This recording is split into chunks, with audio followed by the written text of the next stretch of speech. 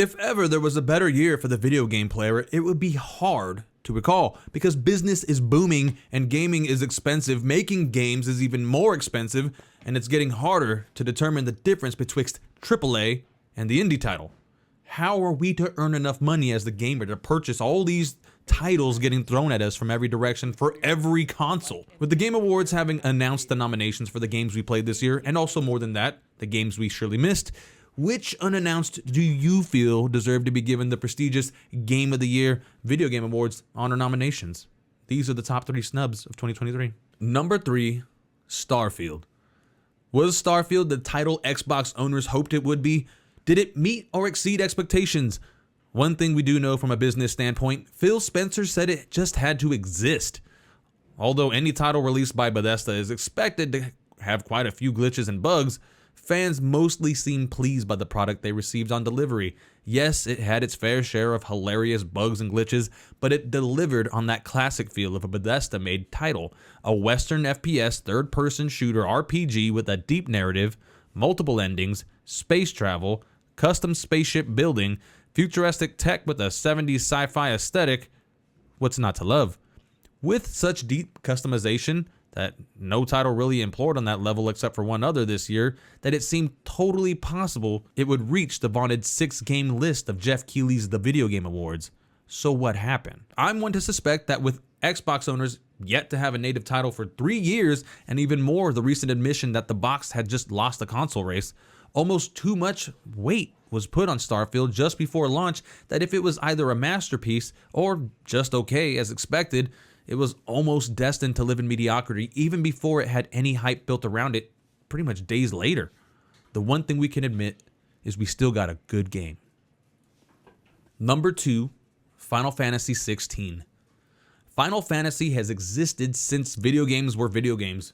Before we had a video game award ceremony and before JRPG was a regular term we gave pretty much every title released from Japan that made you take turns in combat slapping your opponent. All 5 rounds. Surprisingly, after 16 entries in the mainline series, only one has actually achieved the conquest of reaching the peak of mountaintop awesomeness to cement itself into the pantheon of the fictional Game of the Year award. That was 1997. Although all the games have significance to people all over the world for different reasons, Final Fantasy 16 was poised to change the formula and differentiate itself from its predecessors by really leaning into its cinematics and telling the most mature story they could without alienating the fan base they built after nearly 40 years. Square Enix added blood, bad language, implied naughties, and completely removed the turn-based formula that they helped bring to Western audiences. 15 was the first, of course, but the story was akin to Game of Thrones as there was clear inspiration. Final Fantasy 16 was fast, mature, and gorgeous at every moment. Every character was memorable, and every death was impactful. I cried. We all cried. So why was it snubbed? Some Final Fantasy fans are a fickle lot and tend to want their coffee black with 2 and 3.7 sugars only. Any change to that formula brings out vitriol to the chants and sounds of "not my Final Fantasy" and "this is Devil May Cry." Although the few of us came to defend it, the cries, unfortunately, were louder than the love. Number 1, Lies of P. When Bloodborne is constantly trending on X, formerly Twitter, and the majority of creators are wondering when will it make a comeback since, The Last of Us 2 is already remastered, when enough time has passed, something might step up and take its place. And that something, of course, was Lies of P. Taking heavy inspiration from the aforementioned title, the combat is almost 1 for 1, and in some cases, actually better than Bloodborne.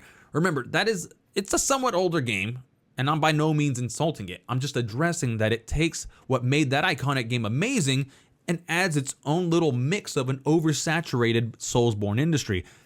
But I dare say, this is the most truest to form homage ever made that isn't directly crafted by the legendary developer. The Lies of P story is much more linear than a From Software plot, and it takes that formula to an almost identical degree and really tries to fill that void that all of us were craving for. Some might say it feels more like Sekiro, but it's pretty clear from the aesthetic it's Lovecraftian inspired and many other similarities right down to the wheelchair protector of the nightmare. It's hard to say why it didn't make the list. Perhaps voters simply think it's too difficult. Maybe the comparisons make it unsafe to add it to a video game awards list when Bloodborne itself wasn't a winner. Either way, I think we can officially crown it as the People's Game of the Year and the #1 snub of 2023. Do you think we got it wrong? Make sure to threaten me in the comments and tell me why you can't watch this list because your favorite title didn't make the cut. Most importantly, don't forget to follow. Subscribe. Stay dirty, humans.